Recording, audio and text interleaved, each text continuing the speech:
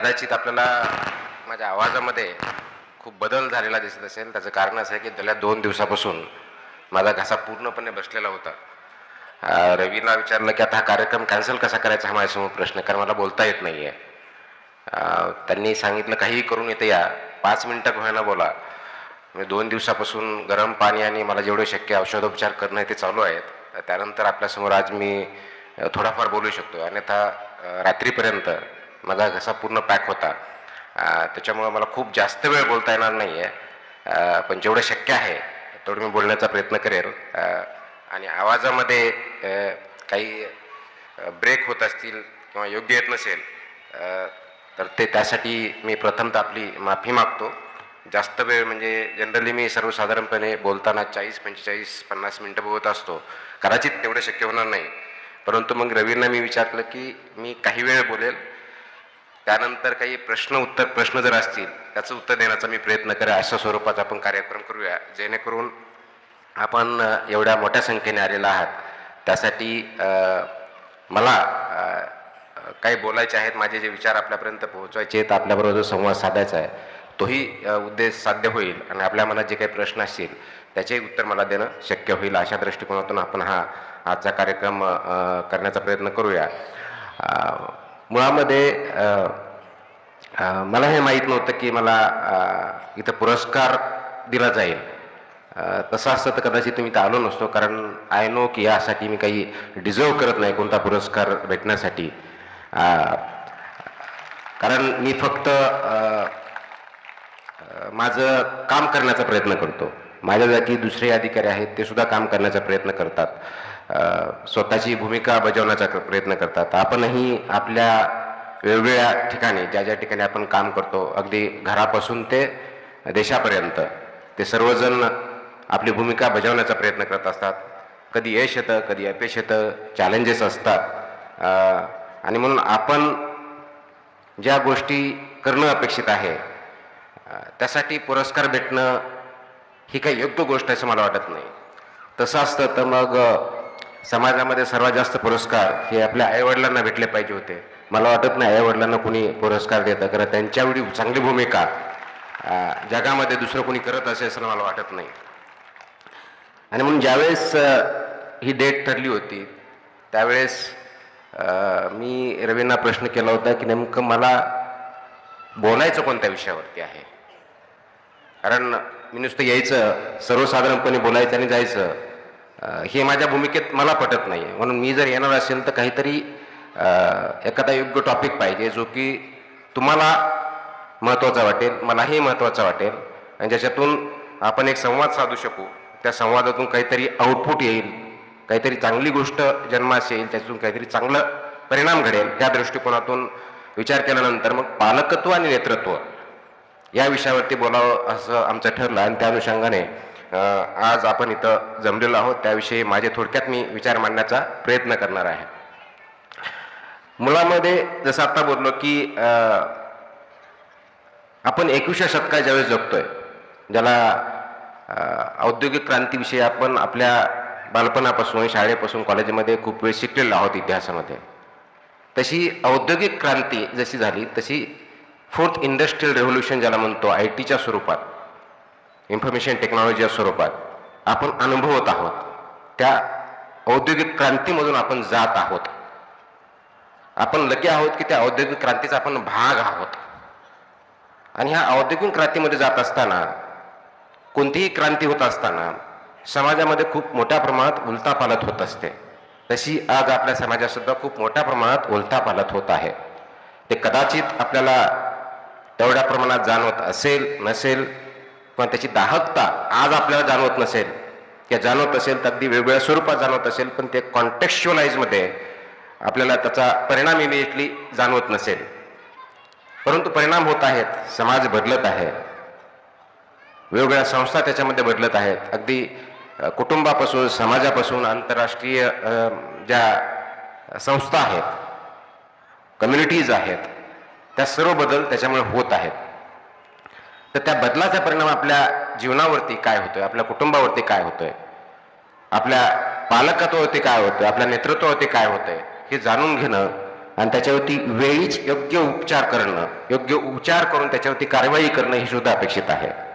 आणि म्हणून आज आपल्या सर्वांच्या समोर सर्वात महत्त्वाचं जर चॅलेंज काय असेल तर या समाजामध्ये भविष्यकालीन योजना, भविष्यासमोर असलेले चॅलेंजेस याचा अंदाज बांधून त्याच्यावरती योग्य प्रकारची उपाययोजना करणं हा आहे. आणि त्याच्या पुढे जाऊन आपण जर विचार केला तर आज जे नवीन जनरेशन आहे, आपण वेगळ्या जनरेशनला बोलतो, आता अल्फा जनरेशन, पुढचं बीटा जनरेशन येईल. जरी त्याला एका पर्टिक्युलर तारखेनंतर जन्माला आलेले, पर्टिक्युलर वेळेत असलेले, जन्मलेले यांच्या बाबतीत जरी बोललं झालं असेल तरी त्या काळामध्ये असलेले इतर फॅक्टर्स जे आहेत त्या फॅक्टर्सचा सुद्धा त्या जनरेशनवरती खूप मोठ्या प्रमाणावरती परिणाम होत असतो. आजच्या युगामध्ये सर्वात मोठं चॅलेंज मुलांमध्ये आणि पालकांमध्ये जर कोणतं असेल तर ते म्हणजे सध्याची होत असलेली रेव्होल्यूशन. आपण artificial intelligence, machine learning, WhatsApp, chatbot या सर्वांच्या युगामध्ये राहत असताना त्याचा आपल्या मुलावरती होणारा परिणाम किती भयानक आहे याची जाणीव कदाचित आपल्याला होत नसेल.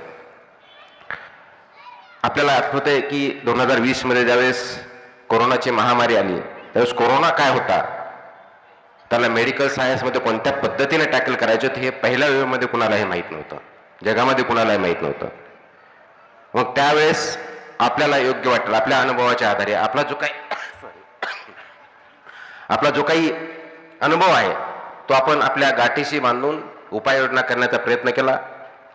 त्याच्यावरती रिसर्च होत गेले, त्याच्यावरती नंतर वॅक्सिन आल्या, त्याच्यानंतर आपण प्रिव्हेन्शन घेतले. तरी लाखो करोडो डेथ झाले जगामध्ये. वेगवेगळ्या शासनाने वेगवेगळ्या पद्धतीने त्याच्यावरती मात करण्याचा प्रयत्न केला आणि फर्स्ट वेव्ह, सेकंड वेव्ह आल्यानंतर त्याच्यावरती एक सायंटिफिक मेथॉडॉलॉजीच्या माध्यमातून आपण त्याच्यावरती मात करू शकलो. तो जो पॅन्डेमिक होता तो एंडेमिक झाला. त्याच्यामुळे परत आपण पूर्वत अशी जीवनशैलीमध्ये येऊ शकलो. परंतु ते होत असताना त्या काळातले जे काही 6 महिने, 8 महिने, जवळजवळ 1 वर्ष आपल्या सामाजिक जीवनावरती खूप परिणाम झाला. त्याचा एक परिणाम हा आपल्या त्यावेळेसच्या शाळामध्ये न जाता व्हर्च्युअल लर्निंग, व्हर्च्युअल टीचिंग याच्यावरती झाल्यामुळे झूम ही नॉर्मल गोष्ट झाली. आणि त्या काळात शाळेच्या माध्यमातून मुलांचं नुकसान, अकॅडमिक नुकसान होऊ नये, शैक्षणिक नुकसान होऊ नये म्हणून व्हर्च्युअल टीचिंग आणि लर्निंग झालं. मोबाईलचा वापर वाढला, स्क्रीन टाईम वाढला आणि त्या स्क्रीन टाईमचे परिणाम आज आपल्याला त्या काळातल्या पर्टिक्युलरली स्कूल गोईंग चिल्ड्रन किंवा अडल्ट एजमध्ये त्यांच्यावरती खूप नेगेटिव्ह झालेले दिसतात. कारण त्या 1-1.5 वर्षात, 2 वर्षात शाळा फक्त लर्निंग टीचिंगसाठी नसते, तर समाजामध्ये कसं वापरायचं, सामाजिक संबंध कसे असावेत, कसं वागायचं, कसं बोलायचं या संबंधी सुद्धा तिथं शिक्षण होत असतं, विचारांची देवाणघेवाण होत असती. त्याचा नेगेटिव्ह परिणाम खूप मोठ्या प्रमाणात झाला हे आज आपण अनुभवत आहोत. त्याचा एक नेगेटिव्ह परिणाम हा इंटरनेट वापरल्यापासून ज्या इन्फॉर्मेशन किंवा मोबाईल वापरण्या मुलांच्यामध्ये स्क्रीन टाईम वापरण्यावरती झाला, ॲडिक्शन खूप मोठ्या प्रमाणात वाढलं. पर्यायाने लर्निंग ॲबिलिटीज कमी झाल्या. मी सध्या दिव्यांग कल्याण विभागामध्ये सचिव या पदावर कार्य करत आहे. अनेक डिसेबिलिटीजपैकी इंटेलेक्च्युअल डिसेबिलिटी हा एक प्रकार आहे. 21 प्रकारच्या आपण ज्या वेगवेगळ्या डिसेबिलिटीज आहेत त्यापैकी intellectual disability, the learning disability particular जे म्हणतो, असेही प्रकार या काळात वाढलेले आहेत, ज्याला इनिजिबल डिसेबिलिटीज म्हणतो. अटेन्शन स्पॅन खूप कमी झालेला आहे. हे का झालं? ही IT रेव्होल्युशनचा पार्ट असतानाही त्याचे जे काही नेगेटिव्ह परिणाम असतात त्याच्यातला एक परिणाम हा स्क्रीन टाईम वाढल्यामुळे होतो. दुसरा प्रकार त्याच्यामध्ये असाही होतो की आपल्या काळामध्ये आपल्याला एखादी माहिती पाहिजे असेल तर पुस्तक वाचणं, त्याचा रेफरन्स शोधणं, टीचर्सला विचारणं, इतरांना विचारून त्याच्यावर माहिती घेणं, अभ्यास करणं, त्यावेळेस माहिती भेटायची. आता माहिती घेण्यासाठी प्रयत्न करावे लागत नाही, कारण प्रत्येक गोष्टीला आपल्याकडे उत्तर काय आहे तर गुगल आहे, चॅटबॉट आहे, GPT आहे, ह्या सगळ्या माध्यमातून आपल्याला माहिती भेटते. मग ह्या IT रेव्होल्युशनच्या काळात जसं मी म्हटलं सर्वात मोठं चॅलेंज जर कोणतं असेल तर हे आहे, माहिती कमी नाहीये, माहितीचा फ्लड आहे, महापूर आलेला आहे, परंतु दिशाच माहीत नाहीये. मुलांना दिशा जास्त महत्वाची माहितीपेक्षा. माहिती ते कुठे नाही शोधू शकतात, आज आपल्यापेक्षा जास्त पद्धतीने ते शोधू शकतात. आणि ती माहिती आहे का ओपिनियन आहे, सत्य आहे का असत्य आहे, योग्य आहे का अयोग्य आहे, ही विचार करण्याची किंवा याबाबतीत निर्णय घेण्याची जी प्रक्रिया आहे, या बाबतीत निर्णय क्षमता जी आहे ती कमी झालेली आहे. म्हणजे आपल्याला शिकवलं जायचं की हे सत्य आहे, ही ओपिनियन आहे, ही त्याचा पॉइंट ऑफ व्ह्यू आहे. हे डिस्क्रिप्शन जे आहे किंवा डिसिजन मेकिंग जे आहे ते शिकण्याची आज जास्त गरज आहे. आणि त्याचं लॅकिंग होतंय, इन्फॉर्मेशन फ्लडिंग होते आणि त्याचा परिणाम समाजावरती, कुटुंबावरती खूप मोठ्या प्रमाणात होतोय. इन्फॉर्मेशन फ्लडिंग झाल्यामुळं नरेटिव्ह सेट झाले आणि नरेटिव्ह सेट झाल्यामुळं कुटुंबामध्ये, समाजामध्ये वेगळ्या नरेटिव्हच्या वाटेनं, व तो सत्य आहे की असत्य आहे हे तपासण्याच्या पुढे जाऊन व्हॉट्सअप युनिव्हर्सिटी सुरू झाल्या. आता व्हॉट्सअप युनिव्हर्सिटीचे परिणाम काय आहेत आपण बघतो. तर हे परिणाम आपल्याला होऊ द्यायचे नसतील तर पालकांची, शिक्षणाची, समाजाची जबाबदारी खूप मोठ्या प्रमाणावरती वाढलेली आहे. आणि ती जाणीव होणं, जाणीव करून देणं आणि त्याच्यावरती योग्य प्रकारे मात करणं ही समाजाला गरज आहे. आणि म्हणून 21व्या शतकात ज्यावेळेस आपण म्हणतो, जसं IT चं चॅलेंज आहे, जशी रेव्होल्युशन आहे तसं दुसरी बाजू चॅलेंज आहे, तशी कॉम्पिटिशन खूप मोठ्या प्रमाणावरती आहे. म्हणजे अगदी पहिलेच गेल्यानंतर 100 पैकी 100 मार्क भेटले पाहिजेत, पहिल्या दिवसापासून मार्क्स. पालकांची आपल्या मुलाकडून अपेक्षा की शाळेत तो पहिला आला पाहिजे, खेळात पहिला आला पाहिजे, फक्त आपल्याला अकॅडमिक नसताना एक्स्ट्रा करिक्युलर ऍक्टिव्हिटी पहिला आला पाहिजे, क्रिकेटमध्ये नाही तर कोणत्याही गेममध्ये अगदी आउटस्टँडिंग झालं पाहिजे. कोणतीही गोष्ट नंबर्समध्ये मोजायची सवय लागली. म्हणजे 90% मार्क आले म्हणजे अत्यंत वाईट, आणि 100च्या खाली नाही आला पाहिजे यासाठी प्रेशर मुलावरती, पालकावरती, शाळेवरती, टीचर्सवरती. परिणाम काय झाला? शिक्षण बाजूला राहिलं, मार्क्सच्या पाठीमागे लागलं. प्रत्येक गोष्ट मार्क्सच्या नंबरमध्ये गणली जाऊ लागले आणि त्याचा परिणाम मुलांचा विचारशक्ती काय आहे, त्याचे विचार कोणत्या दिशेने जात आहेत, त्याचा परिणाम काय होत आहे त्या विद्यार्थ्यावरती, पालकावरती, समाजावरती, याचा विचारपेक्षाही माझा मुलगा पहिला आहे का दुसरा आहे, दुसऱ्याच्या विद्यार्थ्यावर, मुलाबरोबर त्यापेक्षा चांगला आहे का वाईट आहे, इन द सेन्स मार्क्स कमी आहेत का जास्त आहे, याच्यावरती भर दिला जाऊ. याचा परिणाम समाजावरती फक्त आणि फक्त नंबर्समध्ये गणलं जाऊन घरामध्ये तीच परिस्थिती सुरू झाली. 2 जर मुलं असतील, तो तुझ्यापेक्षा हा चांगला का याच्यापेक्षा ह्याचे हे गुण चांगले, मग तुम्ही दोघं एकत्र नाही, याच्यापेक्षाही पुढे जायला पाहिजे. ही जी परिस्थिती निर्माण झाली याचा परिणाम कुटुंबामध्ये नेगेटिव्ह होत चालला. परंतु समाजामध्ये खरोखर पुढे जाण्यासाठी आवश्यक असलेल्या ज्या गोष्टी आहेत त्याबद्दलचे विचार कमी होत चालले. जगण्याची स्पर्धा वाढली, जीवन कसं जगावं यापेक्षा आपल्याला जास्तीत जास्त पगार, मोठी नोकरी किंवा उद्योजक म्हणून पैसे कसे कमावे, श्रीमंत कसं व्हावं याच्यावरती भर लागला. सक्सेसची डेफिनेशन काय? तर माझ्या सक्सेसमध्ये मी स्वतःच्या पायावर लवकरात लवकर कधी उभा राहील, माझं घर कधी होईल, मी मोठ्या सिटीत किंवा छोट्या सिटीत राहील का, गाडी मोठी असेल का, यामध्ये सक्सेस मोडले जाऊ लागलं. परिणामी सामाजिक जीवन जे आहे ते विस्कळीत होत चाललं. मग याचा पालकत्वाशी संबंध आहे का, शिक्षणाशी संबंध आहे का, समाजाशी आहे का, नेतृत्वाशी आहे का? तर ह्या सर्वांचा संबंध घरापासून, शाळेपासून, समाजापर्यंत सर्वांचा इंटिग्रेटेड आहे. ते करण्याची जबाबदारी आपल्या सर्वांची आहे. आणि म्हणून ते जर करायचं असेल, तो जर प्रॉब्लेम आपल्याला ऍड्रेस करायचा असेल, तर आपल्या पाल्यामध्ये, आपल्या मुलांमध्ये, आपल्या विद्यार्थ्यांमध्ये आपल्याला ही जी सामाजिक जाणीव आहे, सामाजिक मूल्य आहेत, कौटुंबिक मूल्य आहेत, ती जपासणे, त्यांच्यासाठी आवश्यक मूल्यवर्धन करणे आवश्यक आहे. नेतृत्व गुण त्याच्यामध्ये सांगणे, वागणे, त्यांच्यामध्ये अंमलात आणणे हे गरजेचं आहे. हे जर आपण करू शकलो नाही तर मुळामध्ये आपल्याला जो समाज अपेक्षित आहे, जो कुटुंब संस्था आपल्याला अपेक्षित आहे, जे राष्ट्र आपल्याला अपेक्षित आहे, आपण ते करू शकणार नाही. आणि म्हणून ती करण्याची जबाबदारी आपली सर्वांची आहे. ते करण्यासाठी सुरुवात आपल्याला घरापासून करावी लागणार आहे. आता काय करायचं आहे घरामध्ये आपण ज्यावेळेस म्हणतो, तर सर्वात महत्त्वाचा जो धागा आहे तो म्हणजे तंत्रज्ञानाचा जो वापर आहे त्याचा योग्य वापर आपल्या ध्येयासाठी निर्माण करा. तंत्रज्ञानाच्या गुलामगिरीत न जाता, म्हणजे तंत्रज्ञानामुळं आपण का आपल्यामुळं तंत्रज्ञान, हे बघण्याची आज गरज आलेली आहे. ज्याला सिंग्युलॅरिटी हा कन्सेप्ट जे IT क्षेत्रात काम करतात त्यांना माहिती आहे की सिंग्युलॅरिटीकडे आपण चाललोय का. म्हणजे उद्या मशीनच्या आहारी आपण जाणार आहोत, सगळ्या गोष्टी मशीन करेल, मशीनच्या म्हणण्याप्रमाणे आपण जाणार आहोत, की मानवनिर्मित जी मशीन आहे ती मानवाच्या चांगल्या गोष्टीसाठी, समाजासाठी किंवा पृथ्वी किंवा आपल्या सर्व जगासाठी चांगलं काही करणार आहे की याचा विचार करण्याची आपल्याला गरज आहे. दुसरी जी गरज आहे ते आपलं जागतिक परावलंबित्व खूप मोठ्या प्रमाणात वाढलेलं आहे. म्हणजे जगातल्या कोणत्याही ठिकाणी कोणतीही घटना घडली त्याचे परिणाम सर्व जगभर होतात. म्हणजे एका ठिकाणी छोटीशी चुकीची गोष्ट घडली ती जगामध्ये निगेटिव्ह इम्पॅक्ट करते. पॉझिटिव्ह घटना घडण्यासाठी आणि ती वाढवण्यासाठी सुद्धा ITचा वापर होतो. हे परावलंबित्व आणि परस्पर अवलंबित्व ही महत्वाची गोष्ट आहे.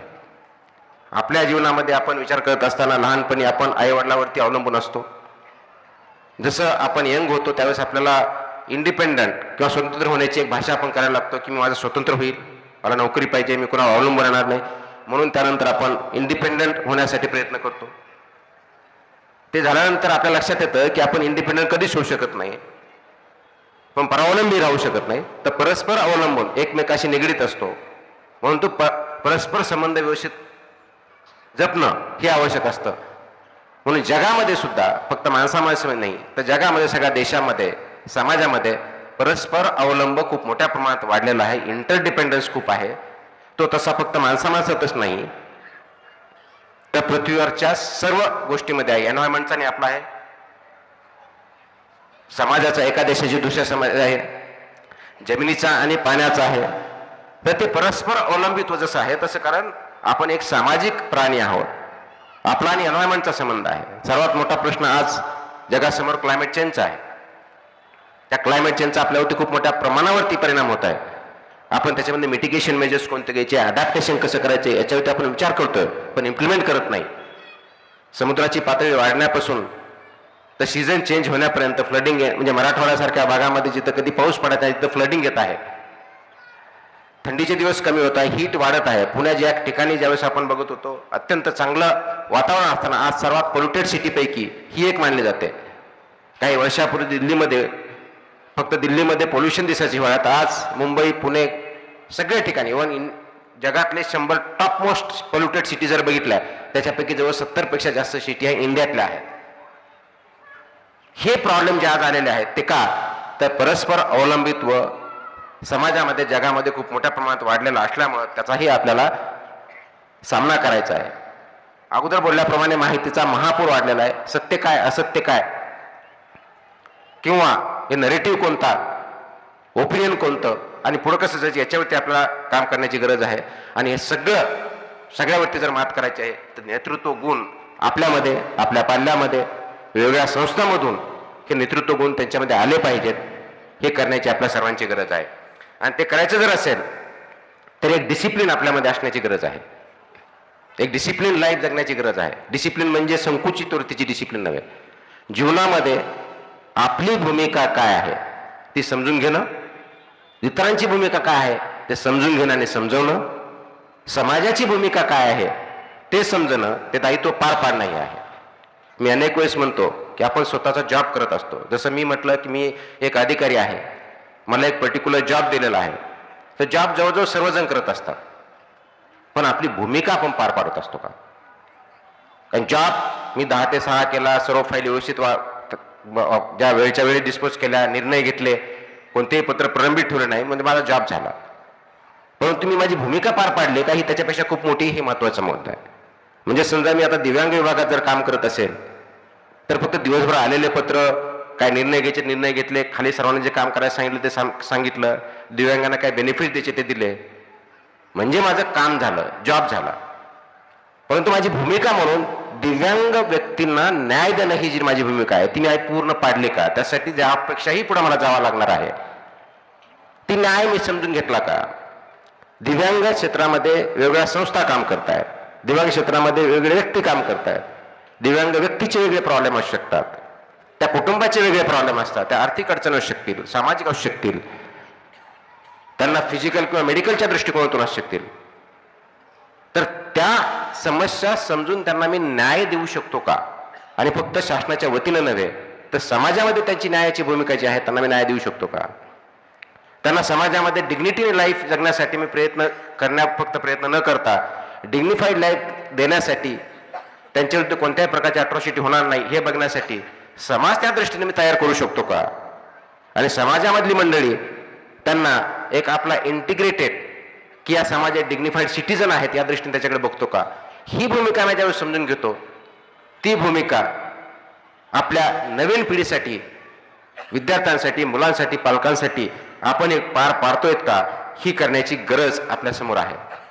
आणि म्हणून डिसिप्लिन लाईफ म्हणजे काय? तर 6व्या वर्षी समजा मुलांना शिक्षण देण्यासाठी आपण शिकवतोय का? त्यांना शिस्त लावतोय का? 10व्या वर्षी त्यांना समस्या सोडवण्याच्या बाबतीत आपण प्रयत्न करतोय का? 15व्या वर्षी सहानुभूतीचं जीवन कसं जगायचं हे त्यांना शिकवतोय का? 18व्या वर्षी जबाबदारी घेण्याची आपण शिकवतोय का? आणि हा समाज एकत्र राहू शकतो ते आवश्यक आहे, याची नैतिक जबाबदारी आपल्या सर्वांची आहे. ह्या व्हॅल्यू त्यांच्यावरती आपण बिंबवतोय का? याला पालकत्व, नेतृत्व सेट करण्याची या दृष्टिकोनातून आपल्याला गरज आहे. मग हे कधी शक्य होईल, कसं शक्य होईल? तर याची सुरुवात आपल्याला घरापासून करावं लागेल. कारण घर, कुटुंब, आई वडील, पालक, भाऊ बहीण ही सर्वात मोठी आणि सर्वात महत्वाची जडणघडण करणारी यंत्रणा संस्था आहे. आपल्या ह्या घरामध्ये सर्वात महत्वाचं नेतृत्व गुण कुठे दिले जात असतील तर ते घरामध्येच दिले जातात.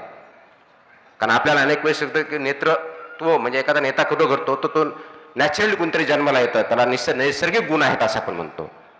कुणी म्हणतं नाहीये, ही एक देणगी असते. कुणी म्हणतं शाळेमध्ये शिकवलं जातं.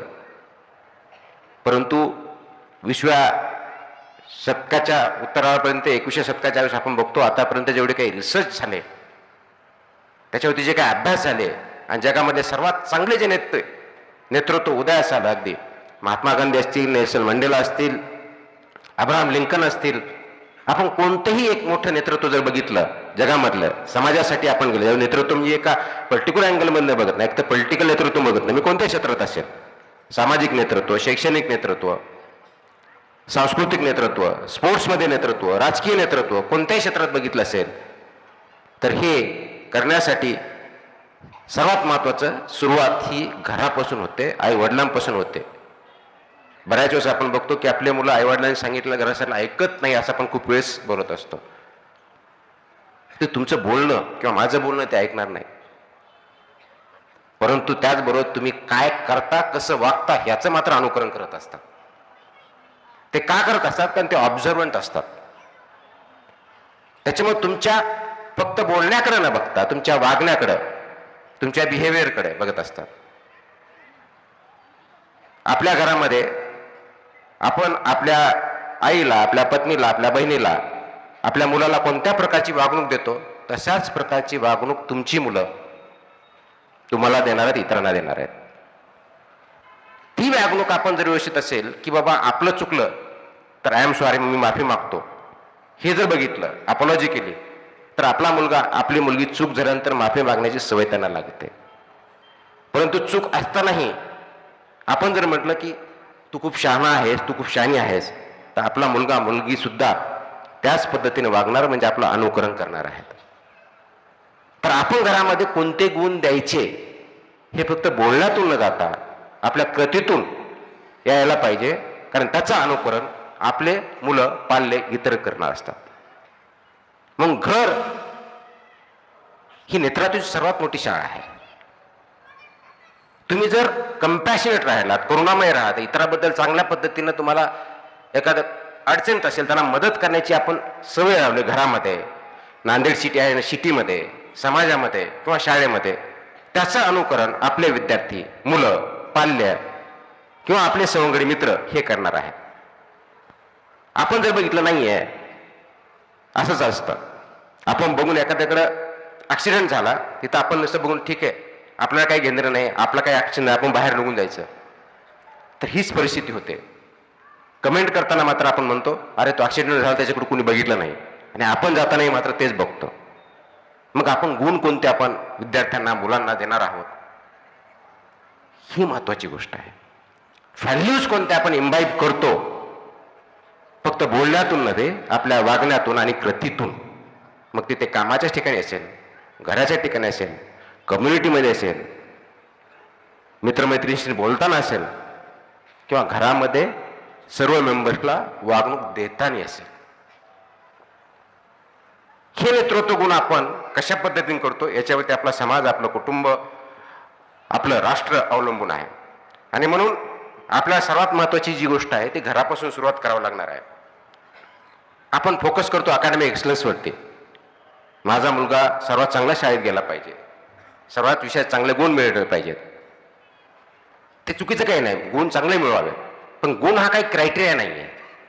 तुमच्या वरच्या स्टँडर्डमध्ये जाण्यासाठी, ॲडमिशन भेटण्यासाठी, चांगल्या प्रोफेशनसाठी आवश्यक आहेच, परंतु जीवनामध्ये सक्सेस होण्यासाठी ती कंडिशन परिपूर्ण नाही, ती अपूर्णच आहे. जीवनामध्ये समाजामध्ये सक्सेस जर व्हायचं असेल तर तुम्हाला आपल्यामध्ये नेतृत्व कोणता पाहिजे असेल तर तुम्हाला IQ बरोबरच EQ, इमोशनल क्वोशियंट ज्याला म्हणतो, भावनिक समृद्धता, भावनिक नेतृत्व गुण हे खूप अत्यंत महत्वाचे आहेत. कारण भावना ही दुसऱ्या व्यक्तीबरोबर, इतराबरोबर कसं वागायचं, कसं शिकायचं, त्याचबरोबर प्रॉब्लेम आला त्याला उत्तर कसं, समोर कसं जायचं, क्रायसिस आला त्याला फेस कसं करायचं, हे शिकवतं.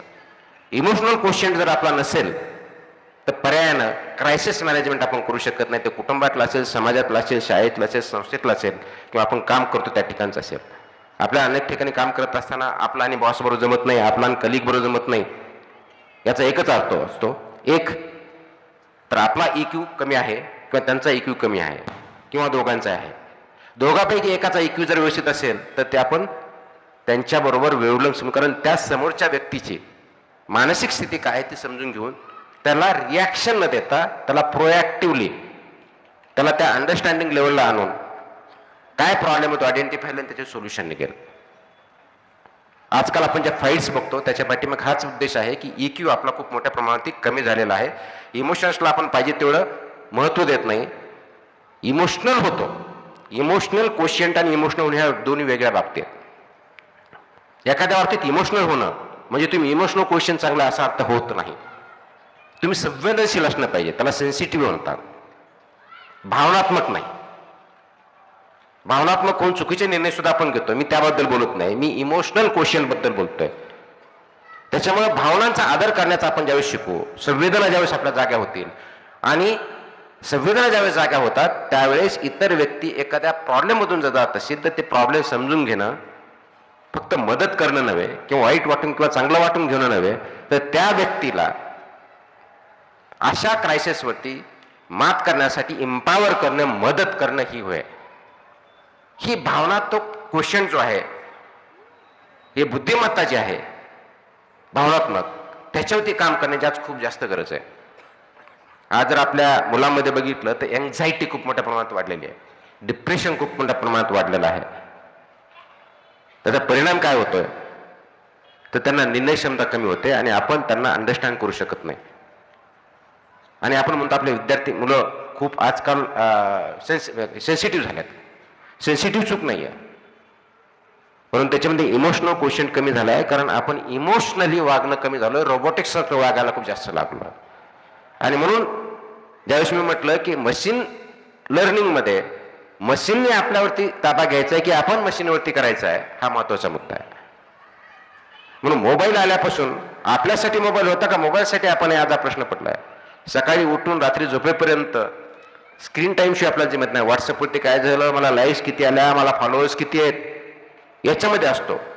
खरोखरच आपल्याला फॉलोअर्स असतात का? खरोखरच ते आपल्याशी अटॅच असतात का? का फक्त ते आपल्याला दाखवण्यासाठी, भावनात्मक उद्यासाठी करतात? कारण आजकाल खूप मोठ्या प्रमाणात ती टीव्ही सिरियल्समध्ये किंवा OTT वरती सिरियल्स बघून मुलांनी, माणसांनी आत्महत्या करण्यास सुद्धा प्रमाण वाढलेलं आहे. याचाच काय आपण त्या आहारी जातोय. दॅट सीन, तो सीन आपल्याला कॅप्चर करतोय. म्हणजेच आपली इंडिपेंडंट थिंकिंग काम करत नाहीये. We are so much influence by this forces, negative forces in particularly, की आपल्याला रॅशनॅलिटी कळत नाहीये. रॅशनल विचारसरणी आपण करण्यामध्ये कमी पडतोय आणि त्याचा परिणाम आपल्या अपब्रिंगिंगवरती, समाजावरती होतोय, कुटुंबावरती होतोय. याच्यावरती काय केलं पाहिजे तर इमोशनल इंटेलिजन्स वाढवण्यावरती खूप मोठा बळ देणं गरजेचं आहे. त्यासाठी आपले नातेसंबंध, मी नातेसंबंधामध्ये फक्त आणि फक्त कुटुंबातले बोलत नाही, आपली समाज संस्था जी आहे त्यांनी परत आपल्याला खूप मोठ्या प्रमाणावरती इंटरकनेक्टनेस वाढवण्याची गरज आहे. ते करण्याची गरज आहे असं वाटतं. तिसरी गोष्ट आहे ते आपल्या कुटुंबामध्ये कोणत्या ना कोणत्या कारणास्तव आज्ञाधारकपणा पाहिजे. आज्ञाधारकपणा वाईट नाही आहे, पण आज्ञाधारक पदाच्या नावाखाली आम्ही म्हणेल ती पूर्व दिशा, आम्ही म्हणेल ते खरं. मुलांनी उलटे प्रश्न विचारायचे नाही. तू उलटा बोलू नकोस, तो तुझ्यापेक्षा वयाने मोठा, त्याच्यामुळे तो म्हणेल ते खरं. असं जर असतं तर नोबेल प्राइज सगळे फक्त वरिष्ठ 90-100 वर्षांच्या व्यक्तींनाच गेलेले असते किंवा सर्वतोषात तेच असते, वय जर हा क्रायटेरिया घेतला तर. आणि आपण त्या आज्ञाधारकतेच्या नावाखाली जिज्ञासा मारतोय, ही चूक करतोय. क्वेश्चन करणं ही जिज्ञासेची पहिली पायरी आहे.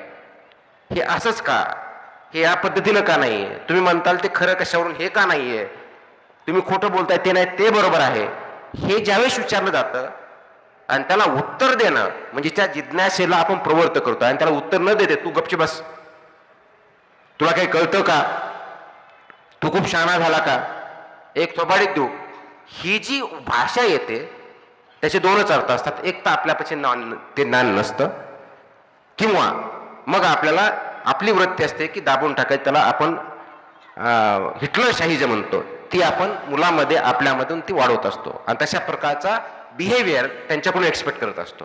ज्यावेळेस हे बिहेवियर आपण आपल्या मुलाकडनं, विद्यार्थ्याकडून एक्सपेक्ट करतो, समाजामध्ये एक्झॅक्टली तेच होतं. आणि म्हणून आपल्याला काय पुढं न्यायचं आहे तर आपल्याला जिज्ञासा ही जी आहे वाढवायची, वैज्ञानिक वृत्ती वाढवायची, क्वेश्चन करता आला पाहिजे प्रत्येक गोष्टीला.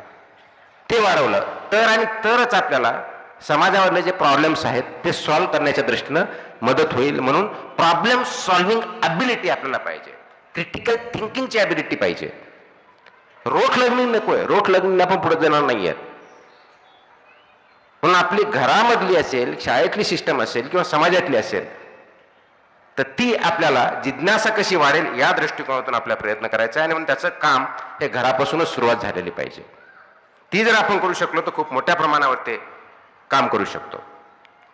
दुसरा मुद्दा येतो की जसं घर आहे तसा शाळा ही एक महत्वाची बाब आहे. आणि शाळा ही प्रयोगशाळा असली पाहिजे. कशाची प्रयोगशाळा? नेतृत्व घडवण्याची. रोट लर्निंग नकोय.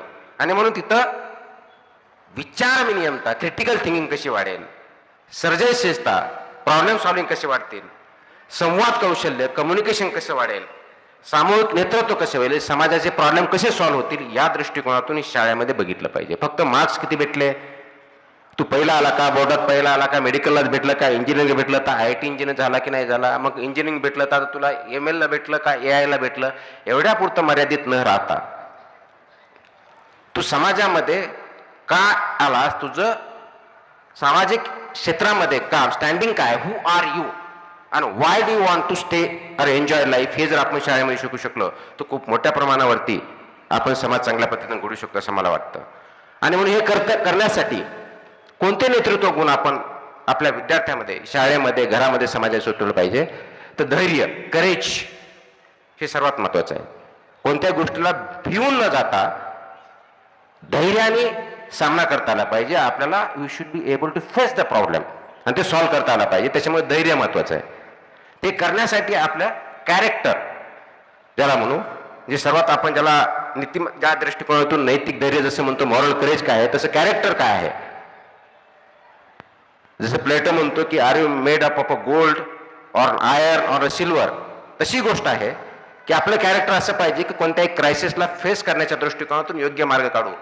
क्रायसिसमधून पळून जाण्याचं कॅरेक्टर नको.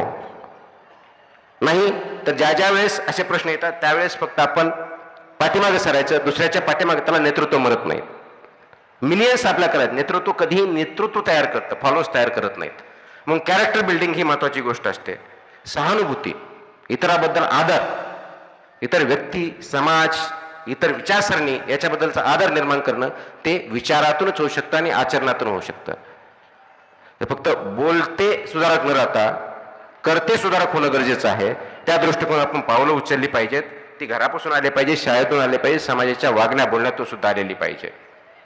आणि हे करण्याच्या दृष्टिकोनातून ज्या महत्त्वाच्या गोष्टी आहेत त्या विद्यार्थ्यांमध्ये, पालकांमध्ये कोणते गुण असायला पाहिजे, तर त्यांनी स्वतःवरती विश्वास ठेवणं, अगदी लिमिट, तुमच्यावरती दुसरा कुणाचाही विश्वास नसला तरी चालेल, स्वतःच्या वरती विश्वास पाहिजे की ही मी करू शकतो. हे करण्यासाठी आवश्यक पावलं, काम करण्याची माझी तयारी आहे, कष्ट करण्याची मी तयारी, हे नेतृत्वाचे गुण त्यांच्यामध्ये आले पाहिजेत. संकटावर मात करणं हे त्यांना आपण शिकवलं पाहिजे. म्हणून एखादा प्रॉब्लेम आल्यानंतर विद्यार्थ्यांना त्याच्यापासून किंवा मुलांना त्याच्यापासून दूर न ठेवता ते फेस कसं करतात त्यांना पाहू द्या. एक्सपिरियन्शियल लर्निंग दिलं पाहिजे. अनेक वेळेस आपण बघतो की म्हणतो की शिक्षकाचा मुलगा शिक्षक होतोय, IAS मुलगा IAS होतोय, राजकारणाचा मुलगा राजकारणात जातोय. हे जीन्समध्ये नसतं.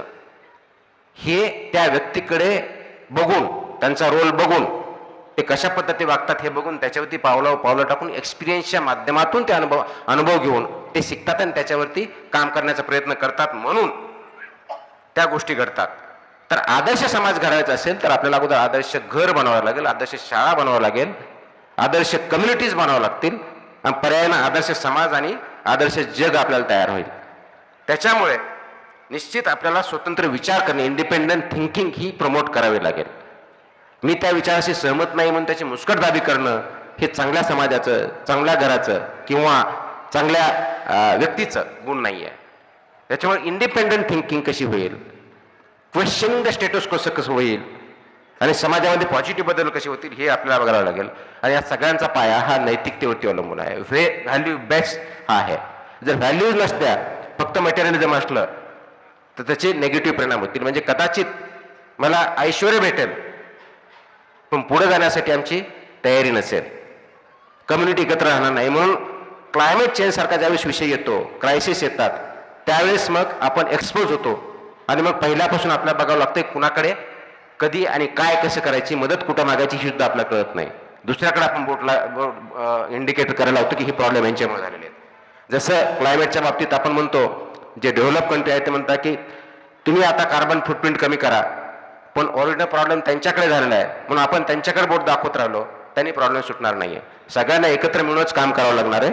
कारण आपण जे म्हणतो वसुधैव कुटुंबम, जर वसुधैव कुटुंब आहे तर प्रॉब्लेम सुद्धा सगळ्यांची सेम आहे. तर एका ठिकाणचा प्रॉब्लेम दुसऱ्या ठिकाणी तो येणारच आहे आणि त्याच्यावरती मात करण्यासाठी सर्वांना एकत्र येऊन कृती करण्याची गरज आहे आणि त्याची सुरुवात ही आपण स्वतःपासून करणं गरजेचं आहे. मला वाटतं की